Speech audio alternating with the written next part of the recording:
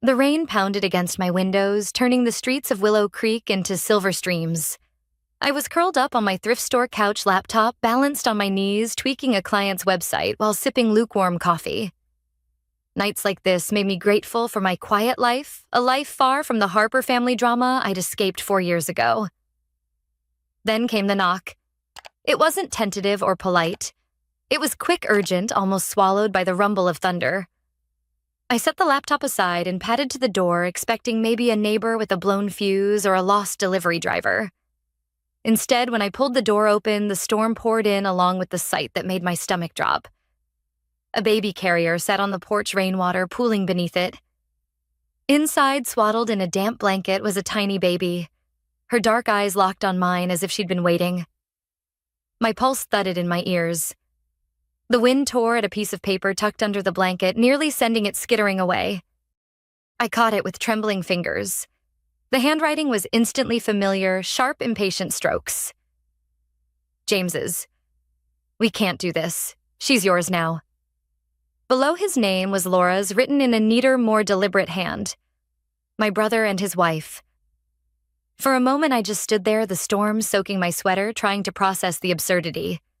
The Harpers didn't do unplanned. They curated their lives like magazine spreads. And James. He was always the golden son until he married Laura, and their fights became public. The baby made a soft, breathy sound. It jolted me out of my daze. I scooped up the carrier, shutting the door against the weather. My tiny living room felt even smaller with the sudden weight of her presence. She wasn't crying, just watching me, measuring me. I pressed a hand to my forehead. I didn't have a crib formula, diapers, nothing. But I had this child now. And in the echo of the storm outside, that felt like the only fact that mattered. I set the carrier on the couch and stared at my phone, already knowing who I'd call first, even if I dreaded hearing her voice. I stared at the carrier on my couch. The baby's steady gaze never leaving mine. My hands moved on instinct, reaching for my phone, scrolling to the number I'd sworn I'd never call unless it was life or death. This felt like both. Evelyn answered on the second ring, her voice clipped as if I'd interrupted something important. "Jane, do you know what time it is, Mom, James, and Laura? They left a baby on my porch. Their baby. There's a note." Silence. Then a sharp inhale. "She's your burden now." "What? No, you heard me." "This is exactly why James couldn't trust you to handle things discreetly. Keep this quiet. Do not involve anyone who can drag the family name into this. I'm not equipped. Your brother made his choice. Now you make yours. Your father agrees." I heard the muffled sound of Richard's voice in the background. Then the final blow. "Do not call here again about this." The line went dead. I sat frozen, the hum of the refrigerator loud in the sudden stillness. The baby shifted slightly, the blanket slipping just enough for me to see her tiny fingers curl into a fist. I thought about dialing social services, my thumb hovering over the contact, but the image of her being taken away to strangers, shuffled from home to home, tightened something in my chest. Instead, I lifted the carrier onto the dining table and pulled out the note again. Beneath it, crumpled in the folds of the blanket, was a half-completed birth certificate application. No full name, just a date. December 21st, winter solstice. "Light in the darkest time," I whispered, brushing my hand over her cheek. "Lily, that's who you are." Her eyes closed, lashes brushing her skin, and I realized there was no going back. She was mine now in every way that mattered. I reached for my keys, knowing the first of many late-night errands was waiting. The first week with Lily felt like stumbling into a life I'd never trained for. My days blurred into a cycle of bottle prep diaper changes and bleary-eyed searches for answers on parenting forums at 3 a.m. Every time I sat down to work on a client's site, she'd fuss or need feeding. I learned to type one-handed while cradling her, my shoulders aching from the constant juggle. The part-time marketing job I'd taken to steady my income was less forgiving. After calling in sick twice in the first month, my manager's tone turned clipped. The third time, she didn't bother hiding her frustration. "We need reliability, Jane. I'm sorry, but we have to let you go." I hung up before my voice could crack, staring at the empty coffee cup beside the laptop that now represented my only source of income. So I doubled down on freelance work. I took late-night design gigs, editing logos, while Lily slept in her secondhand crib pushed up against my desk. My savings dwindled, but each morning I woke to her quiet coo or the way she kicked her blanket off and grinned at me. And somehow it felt worth the exhaustion. By month 3, I'd found a rhythm. I could rock her with my foot while tweaking code, warm a bottle with one hand while answering client emails with the other. The chaos didn't disappear, but it became ours. Still in the quiet moments, I couldn't forget the night she arrived. I kept the note James had written the incomplete birth form in every voicemail or email from him and Laura. I labeled the folder Lily Important and stored both the physical papers in a locked desk drawer and scanned copies on a password-protected drive just in case, because if my family had taught me anything, it was that the past had a way of knocking on your door when you least expected it. And when it did, I intended to be ready. 10 years can pass in a blink when each day is filled with school drop-offs, art projects taped to the fridge, and evenings spent listening to a child chatter about the colors she mixed in art class. Lily had grown from that silent bundle in a damp blanket into a whirlwind of paint-splattered jeans, quick wit, and boundless curiosity. It was a Saturday morning in early spring, and the kitchen smelled faintly of pancakes and acrylic paint. Lily was at her friend Emily's house for a weekend sleepover, giving me a rare, quiet morning to sort through client files. That peace shattered with a knock at the door, loud, insistent, nothing like the tentative taps of a neighbor. The moment I opened the door, my breath caught. James stood there older, but still carrying himself like the world owed him a smile. Beside him, Laura, in a tailored coat and flawless hair, her expression polished and cool. Behind them, my parents, Richard, stiff as a board. Evelyn's eyes sharp and appraising, and at the edge, a man in a gray suit clutching a leather briefcase. Jane James said smoothly, as if we'd just run into each other at the grocery store. "We need to talk about our daughter." My fingers tightened on the edge of the door. "Your daughter. You mean the child you left on my doorstep in the middle of a storm?" Laura's smile didn't falter. "We believe it's time to discuss custody arrangements." The man in the suit stepped forward. Ronald Carter, representing James and Laura Harper. "We'd like to resolve this civilly." I planted my foot behind the door, keeping it from opening farther. "You're not coming in." Laura's tone turned honeyed. "Jane, let's be adults about this." I pulled my phone from my pocket and scrolled to a number I hadn't used in months. "I am being an adult," I said, pressing call. "And I'm making sure you don't get the chance to twist this." Michael Stone answered on the second ring, his calm voice instantly steadying me. "What's going on?" "They're here," I said, eyes locked on James's. "And they're not leaving without a fight." Michael arrived in less than 15 minutes, his Navy sedan pulling into the driveway just as James's lawyer started to speak again. Without waiting for an invitation, Michael stepped inside, brushing past Ronald Carter with the kind of quiet authority that made people move. "I'm Michael Stone," he said, setting his briefcase on my coffee table. "I represent Ms. Harper. Whatever you have to say, you'll say to both of us." Carter's lips pressed into a thin line, but he slid a neat stack of papers across the table. "My clients are seeking full custody of their biological daughter. The claim is based on alienation and withholding family contact over the past decade. We also have evidence of refusal to facilitate communication." I almost laughed, sharp and humorless. "Communication. The only thing they've sent in 10 years were 2 birthday cards with no return address and a Christmas card that arrived in March." Jane Michael murmured, his voice low, a warning to keep my temper in check. He flipped through the paperwork, his expression unreadable. "Noted.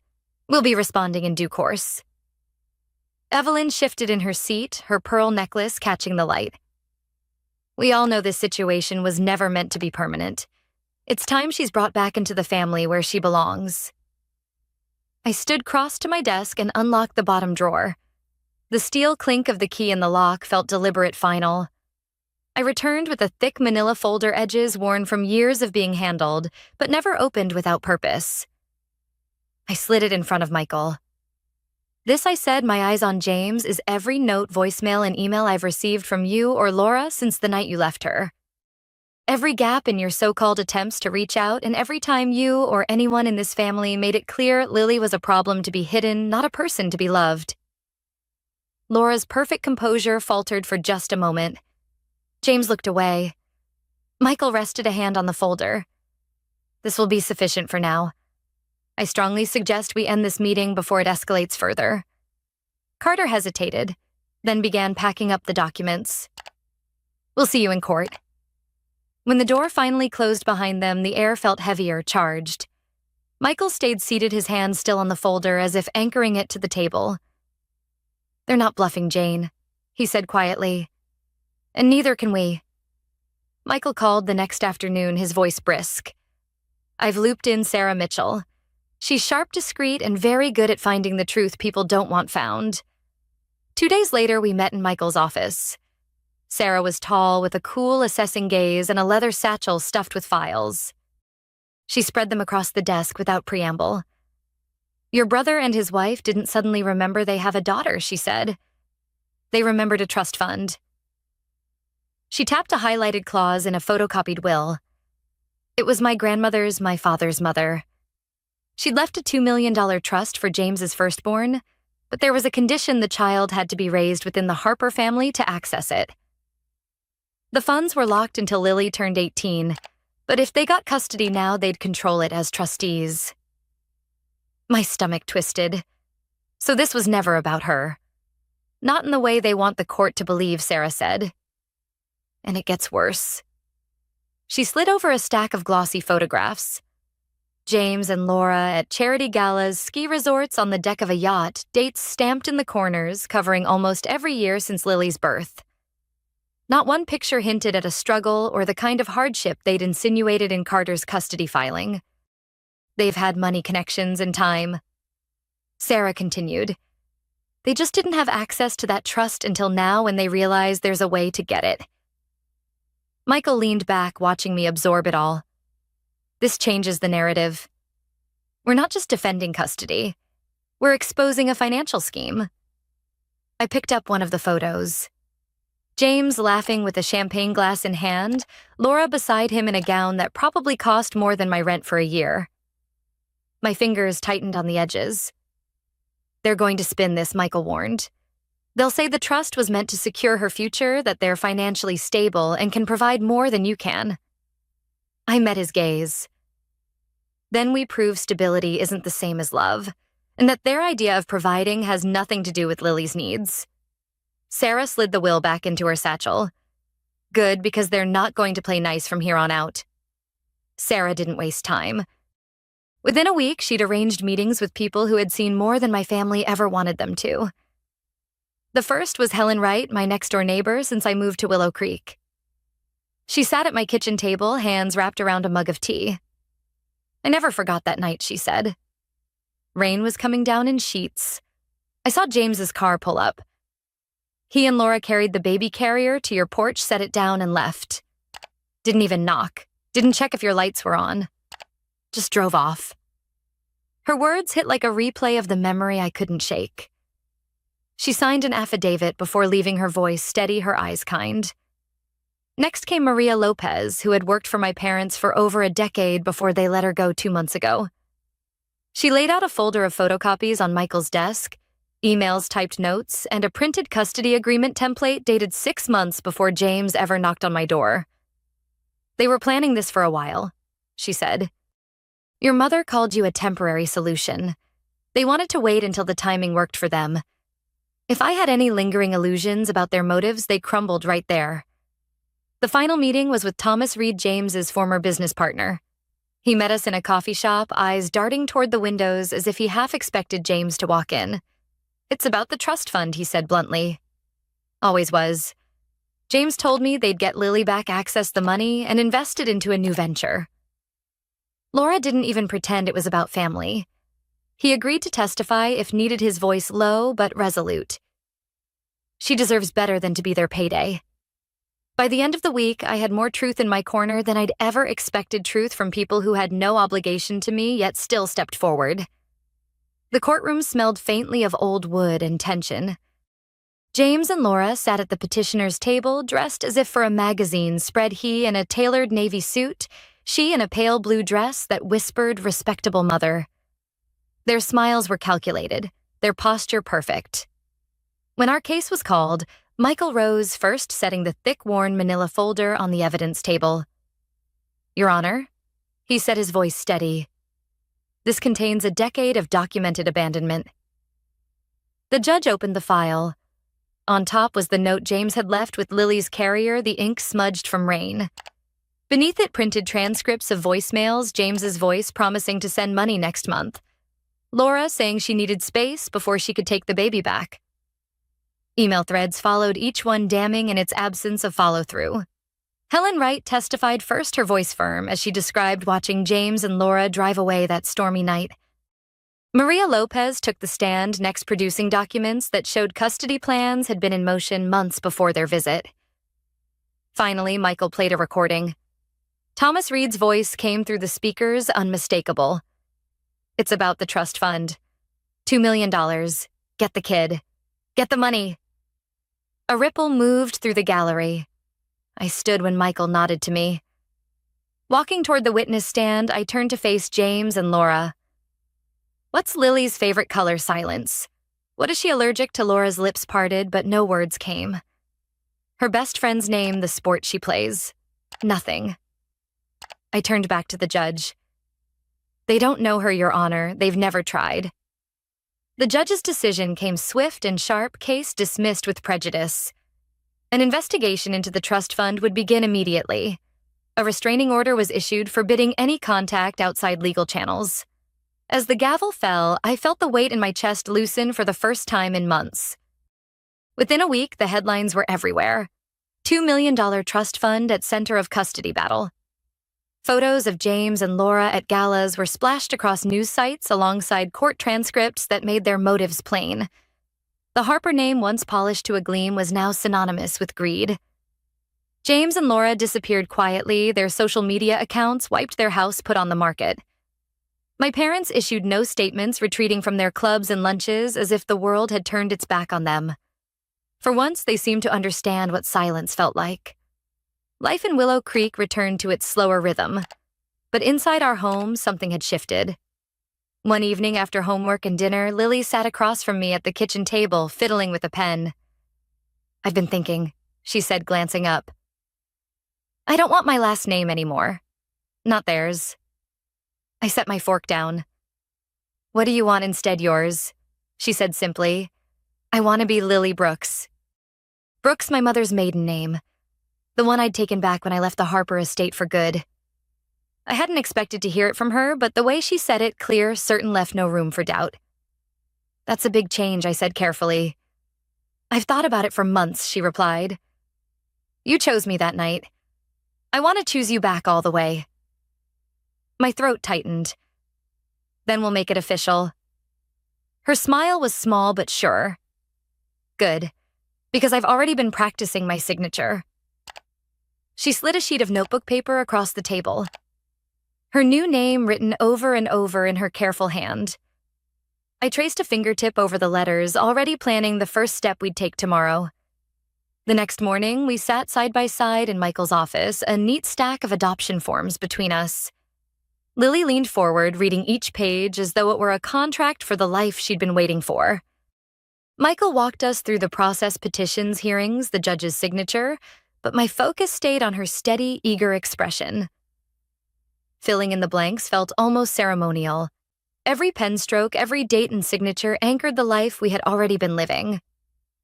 By the time we left, the first step was official, and Lily clutched her copy of the paperwork like it was treasure. That night, the house was quiet, except for the ticking of the wall clock. Lily padded into the living room in her pajamas, curling up beside me on the couch. She rested her head on my shoulder for a moment before speaking. "You'll always stay right." I turned to look at her. Her eyes were steady, but I could see the shadow of every doubt she'd been made to carry. "Always," I said. "The universe got it right the first time." She exhaled softly as if something heavy had finally been set down and tucked her feet under the blanket.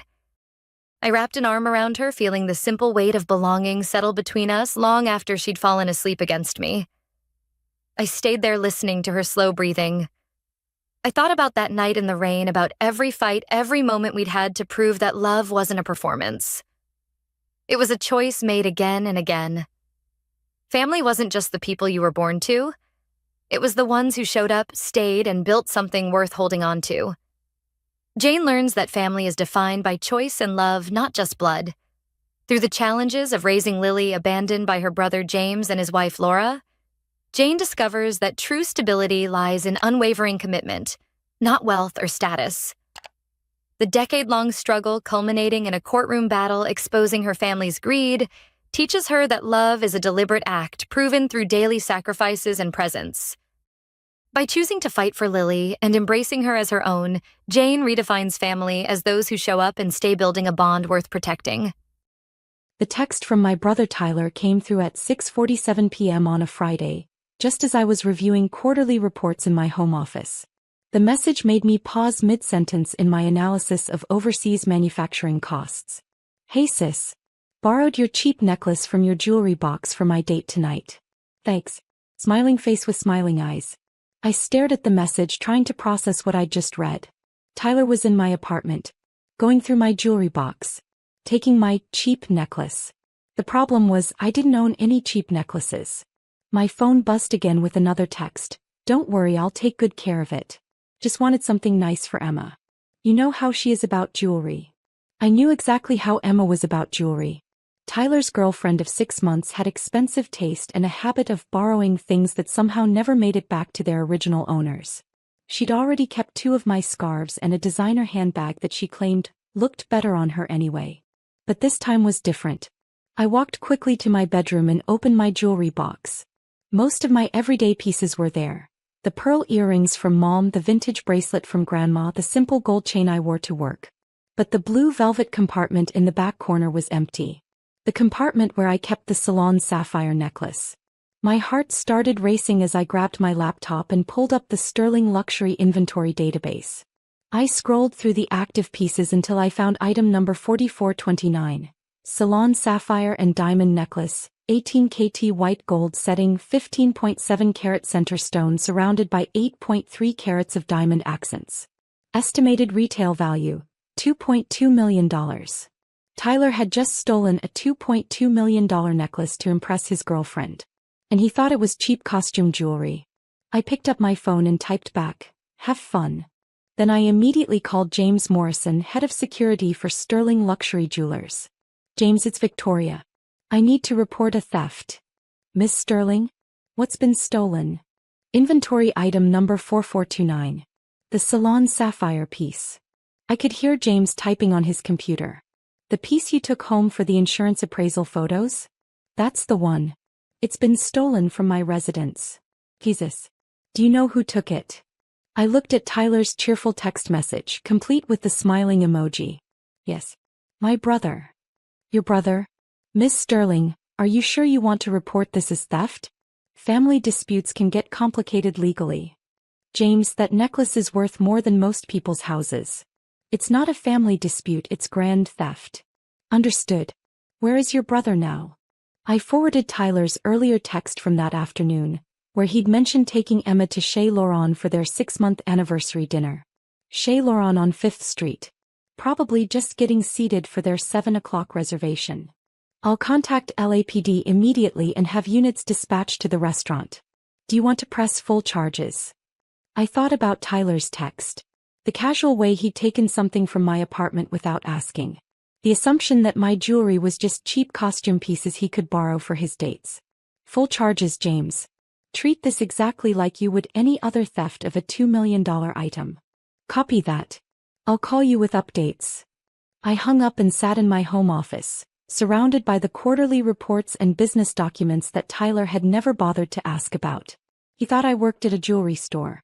He'd never asked which jewelry store or in what capacity, or how I could afford my downtown loft on a retail salary. If he had asked, he might have learned that Sterling Luxury Jewelers was my company. That I'd inherited it from our grandfather when I was 25 and had spent the last 8 years building it into one of the most prestigious jewelry houses on the West Coast. He might have learned that the cheap necklace he'd just stolen was part of our exclusive collection, pieces so valuable they required armed transport and specialized insurance. He might have learned that taking inventory without authorization wasn't borrowing, it was felony theft. My phone rang 20 minutes later. "Miss Sterling, this is Detective Martinez with LAPD. We have your brother in custody." That was fast. Well, it's not every day we get a call about a stolen $2 million necklace. We took this one seriously. "What's his condition?" "Confused mostly. He keeps insisting the necklace is fake and that his sister works at a jewelry store. He seems genuinely shocked that we arrested him." I imagine he would be. "Miss Sterling, I have to ask, did you give your brother permission to take this necklace?" "No. I was at work when he entered my apartment and took it from my jewelry box. I only learned about it when he texted to tell me what he'd done." "And he doesn't know the value of the piece?" "Detective, my brother thinks I'm a retail employee living paycheck to paycheck. He has no idea what I actually do for a living." "Which is?" "I own Sterling Luxury Jewelers. The necklace he took is part of our private collection." There was a pause. "You own the company?" "I inherited it from my grandfather and have been CEO for 8 years." "And your brother doesn't know this?" "My brother has never asked what I do for work, where my money comes from, or how I can afford my lifestyle. He's made assumptions and I've never corrected them." "Why not?" I looked around my home office at the awards on the walls from industry organizations, the photos of me with celebrity clients, the framed Forbes article about young female entrepreneurs in luxury goods. Because I wanted to see if my family would love me for who I am, not what I own. "And the test didn't go well?" "My brother just stole from me because he assumed I had nothing worth protecting." Detective Martinez was quiet for a moment. "Miss Sterling, your brother is asking to speak with you. He's pretty shaken up." "I imagine he is. Will you come down to the station?" I checked my watch. It was almost 9 o'clock. Tyler and Emma's romantic anniversary dinner had been thoroughly ruined. "I'll be there in 30 minutes. The precinct was busy for a Friday night, filled with the usual mix of petty criminals and unfortunate tourists. I found Detective Martinez at his desk, a tired-looking man in his 40s who handled white-collar crime. "Miss Sterling?" "Detective Martinez." He stood and shook my hand. "Your brother is in interview room 2. He's been asking for you for the past hour." "How's his girlfriend handling this?" "She's upset. Keeps demanding to know why we're treating this so seriously. Apparently she told other diners at the restaurant that the necklace was fake." "Of course she did. The restaurant staff confirmed your brother was wearing a very expensive-looking sapphire necklace. Several patrons took photos when the arrest happened. This is going to make the news." I hadn't considered that angle. "Local news?" "Probably. $2 million necklace theft at upscale restaurant is exactly the kind of story they love." Detective Martinez led me to a small room where Tyler sat at a metal table, still wearing his dress shirt and tie from the interrupted date. His hands were cuffed to the table and he looked smaller somehow, like a kid who'd been caught stealing candy. "Victoria." He looked up when I entered. "Thank God. Can you please tell them this is all a misunderstanding?" I sat down across from him. "What kind of misunderstanding, Tyler?" "The necklace. They're saying it's worth $2 million, which is insane. It's just some costume jewelry you keep in your bedroom." "Why did you think it was costume jewelry?" "Because you work at a jewelry store, Vic. You're not exactly making big money, right? I figured it was just some knockoff piece you got from work." "Tyler, what jewelry store do I work at?" He looked confused by the question. "I don't know. Some local place downtown.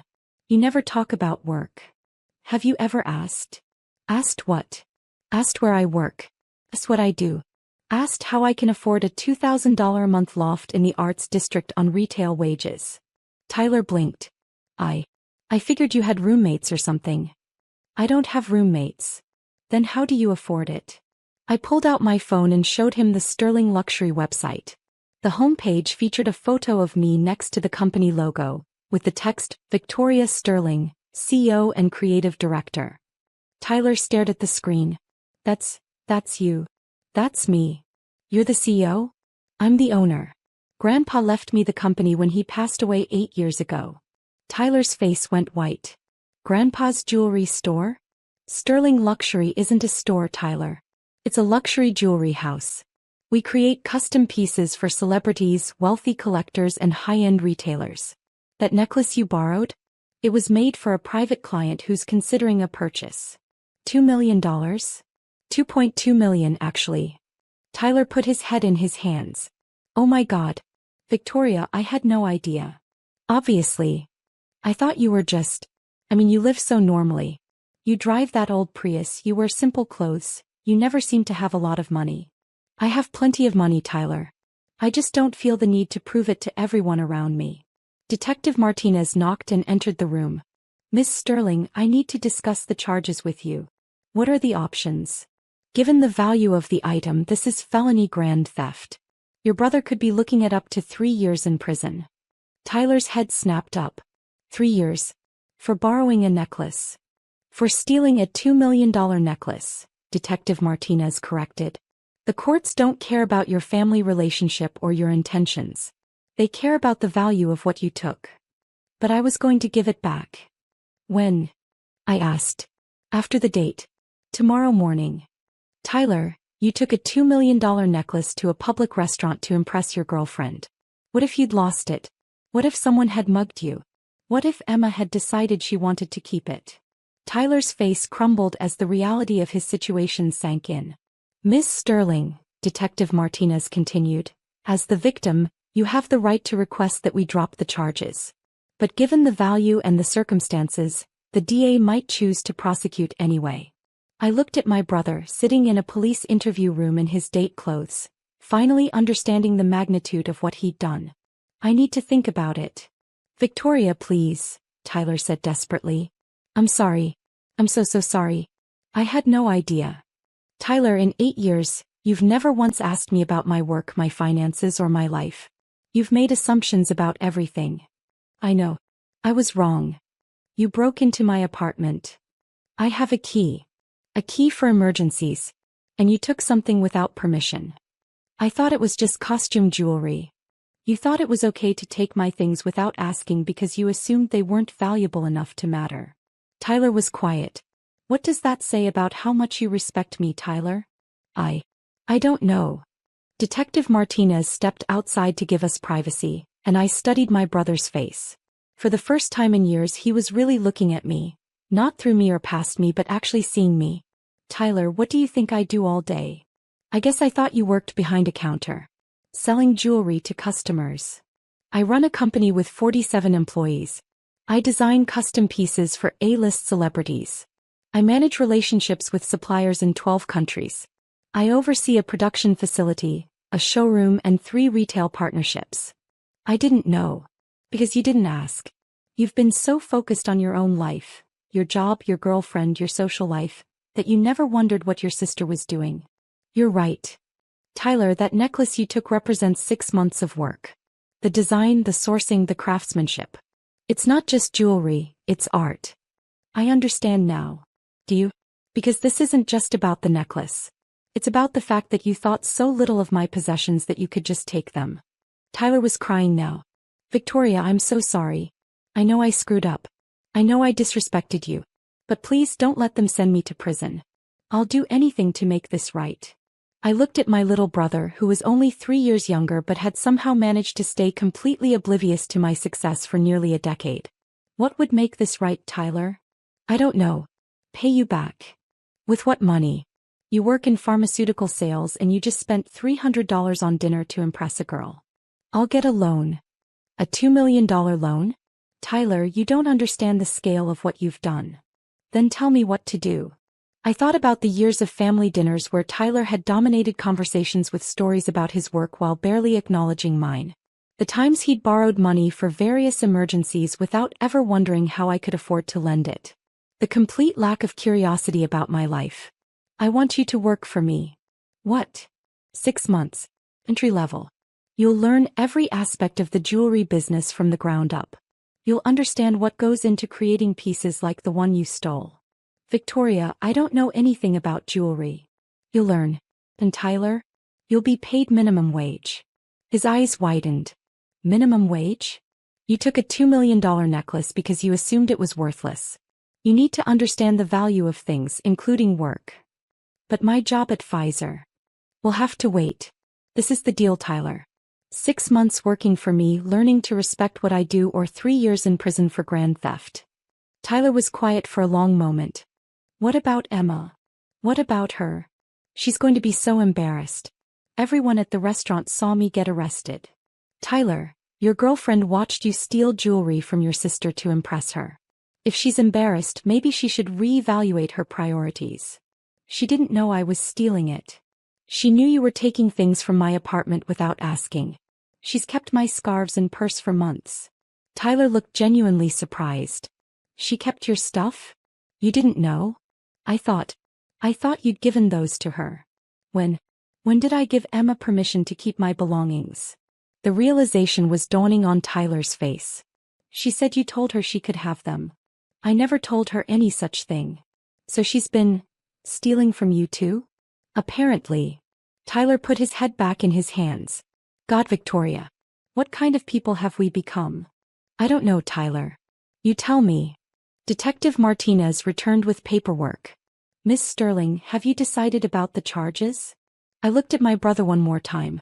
I want to drop the felony charges on the condition that my brother enters into a restitution program. What kind of restitution? 6 months of community service, working for my company to understand the value of what he took. That's unusual, but if both parties agree.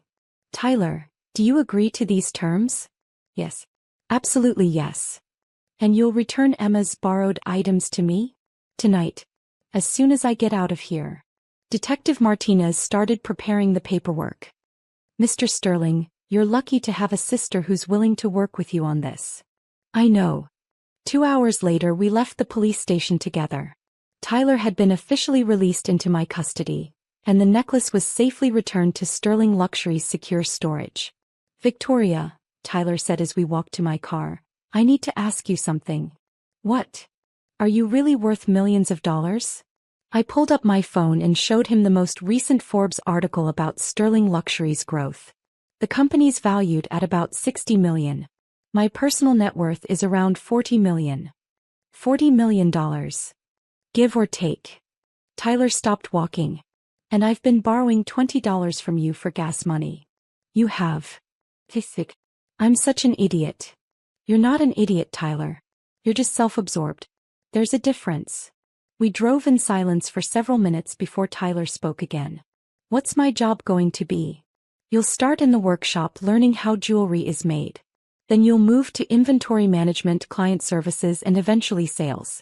By the end of 6 months, you'll understand every aspect of the business. And then you'll have learned to respect what other people do for a living. Including your sister. Victoria. Yeah. I'm really sorry. Not just for taking the necklace, but for never seeing you. For never asking about your life or caring about your success. I know. How do you know? Because you're here, Tyler. You could have called Dad to bail you out or hired a lawyer or blamed me for overreacting. Instead, you're accepting responsibility and trying to make it right. I want to make it right. Good. Because Monday morning at 7 a.m., you start learning what it really takes to create something worth $2 million. Tyler nodded. I'll be there. And for the first time in years, I believed my little brother was finally ready to grow up. 6 months later, Tyler had become one of my most dedicated employees. He understood the craftsmanship, the artistry, and the business acumen required to succeed in luxury goods. More importantly, he understood his sister. The necklace that started it all sold to a private collector for $2.4 million. Tyler helped coordinate the sale. The private dining room at Maria Blue was everything I'd dreamed of for my rehearsal dinner. Soft candlelight reflected off the harbor through floor-to-ceiling windows, while the scent of garlic and fresh herbs drifted from the open kitchen. 32 of my closest family and friends were seated around elegantly set tables, laughing and toasting as we celebrated the night before my wedding to David. I should have been perfectly happy. Instead, I felt the familiar knot in my stomach that always appeared when my extended family gathered together. Natalie, sweetheart. My Aunt Linda's voice carried across the room as she approached my table, wine glass in hand. This place is absolutely stunning. How on earth did you manage to book Maria Blue? I heard they're booked solid for months. I smiled, adjusting the simple gold necklace David had given me for our anniversary. I got lucky with the timing. Lucky? My Uncle Frank laughed from the next table over. Come on, Natalie. Nobody gets lucky with Maria Blue. This place costs more per person than most people make in a week. David squeezed my hand under the table, sensing my tension. He'd met my family enough times to know how these gatherings usually went. The food is incredible, my cousin Sarah chimed in, holding up her fork with a perfect bite of seared scallop. I looked at the menu online. This tasting course alone is like $200 per person. 200. Uncle Frank's voice got louder. Jesus, Natalie. For 30 people you're looking at $6,000 just for dinner. Add in the wine pairings, the private room fee, the service charges. He whistled. This has to be costing $10,000 minimum. The conversations at nearby tables quieted as people turned to listen. My face heated with embarrassment. Frank, my mother said diplomatically, it's Natalie's rehearsal dinner. She can celebrate however she wants. Of course she can, Frank replied, cutting into his Wagyu beef with obvious appreciation. I'm just wondering how a social worker affords this kind of celebration. There was the question that had been hanging in the air since the invitations went out, since I'd announced the wedding venue, since my family had first learned about the scale of tomorrow's celebration. I work hard for my money, I said quietly. I'm sure you do, Frank said, his tone suggesting otherwise. But let's be realistic. You make what, $40,000 a year? 50?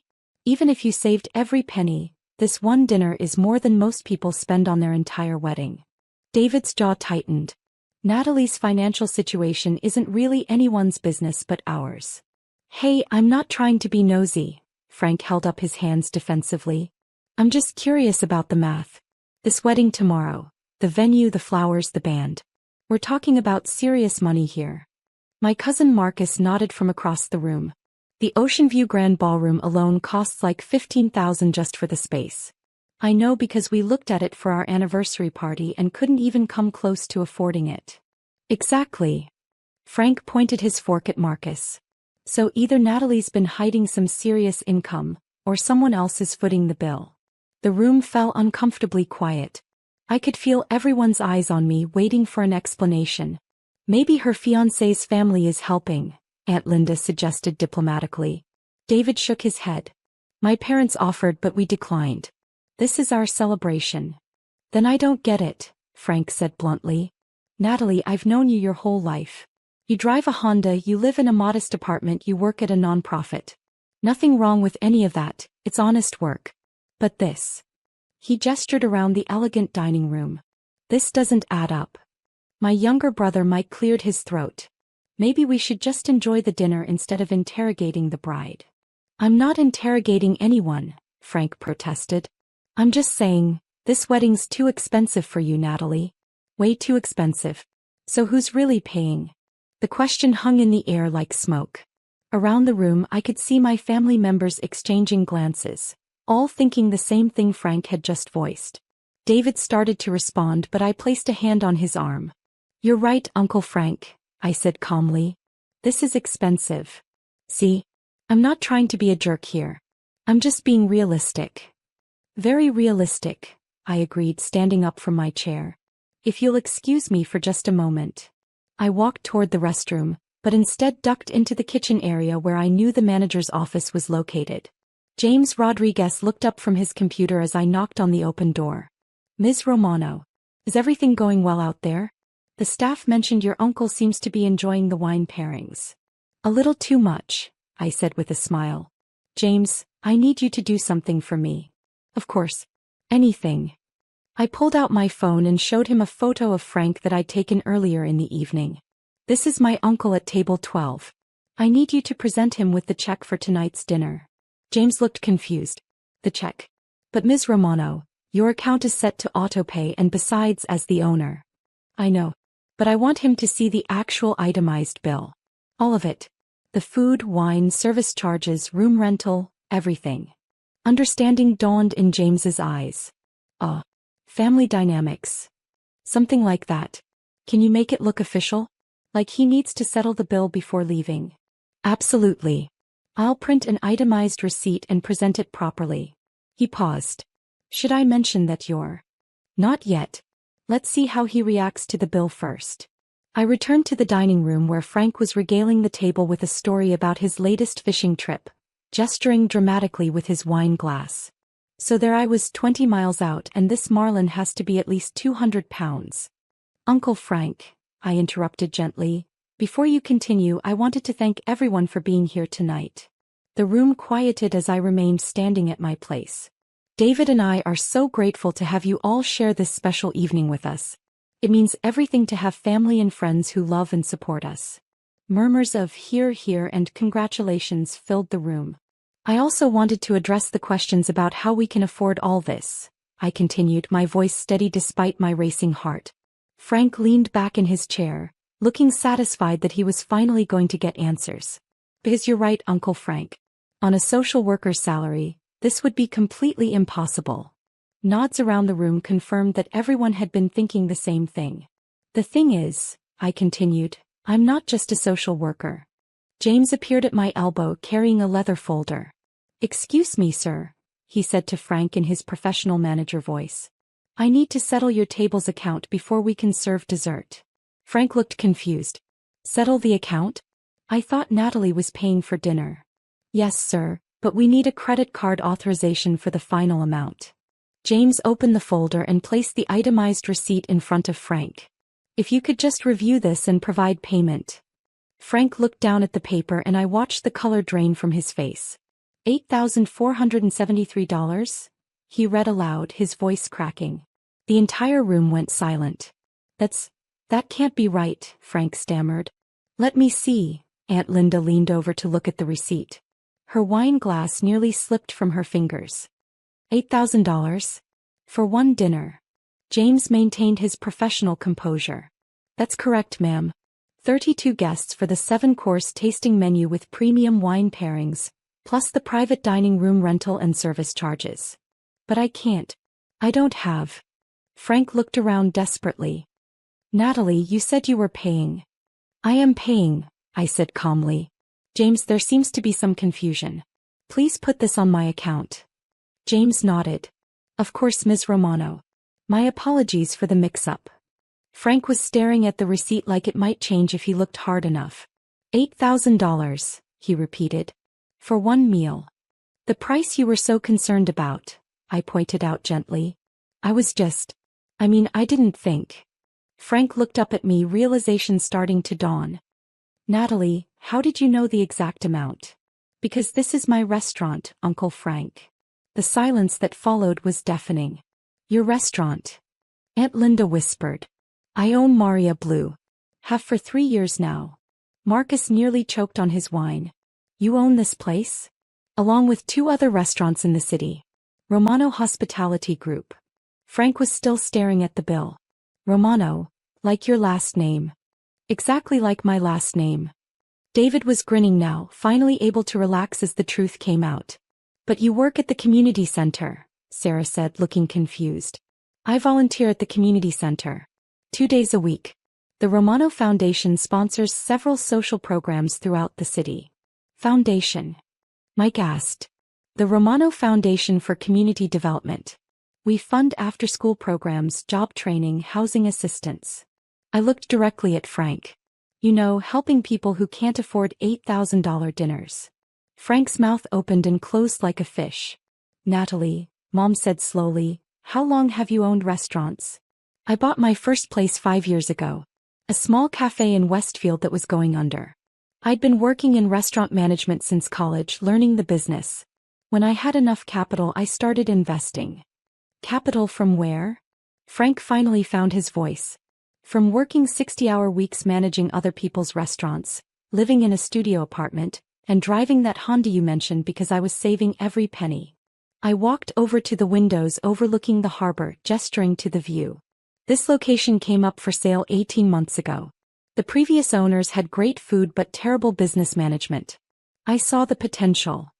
James cleared his throat. If I may, Ms. Romano has transformed this place.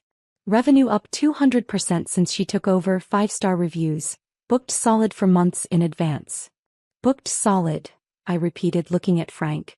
Which is why it was so difficult for you to get a reservation for your anniversary dinner last month. Frank's face went pale. That was you. You're the owner who turned us down. Actually, that was James. I don't get involved in individual booking decisions. I paused.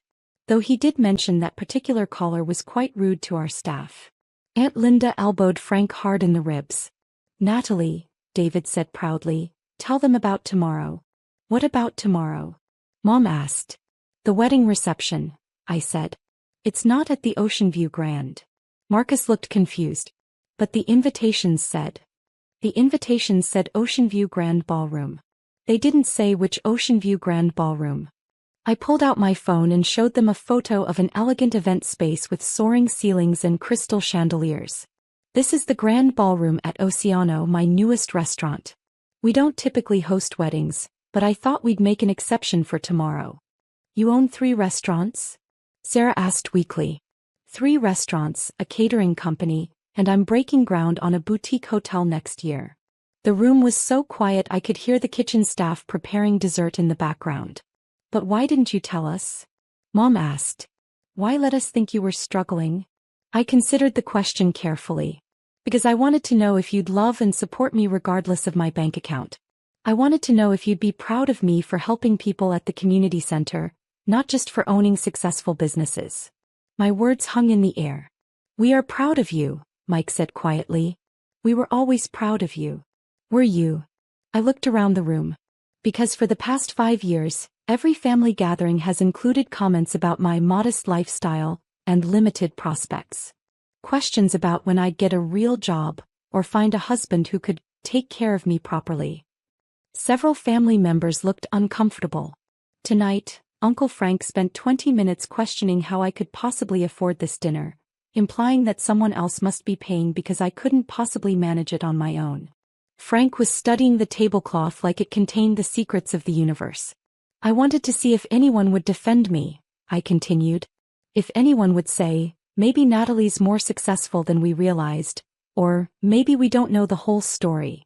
The silence stretched uncomfortably. But instead I got interrogated about my finances at my own rehearsal dinner. Natalie, Frank said quietly, I'm sorry. I was being an ass. Yes, you were. I thought I was being, I don't know, protective? Like maybe someone was taking advantage of you. Who would be taking advantage of me? I thought maybe David's family was paying and you were too proud to admit it. Or maybe you'd gotten in over your head with debt. David shook his head. Frank, I'm a high school teacher. My family's comfortable, but we're not $8,000 dinner comfortable. How was I supposed to know? Frank protested. Natalie never talks about money, never shows off, drives that old car. Because showing off isn't important to me. Making sure my restaurants provide good jobs and great food is important.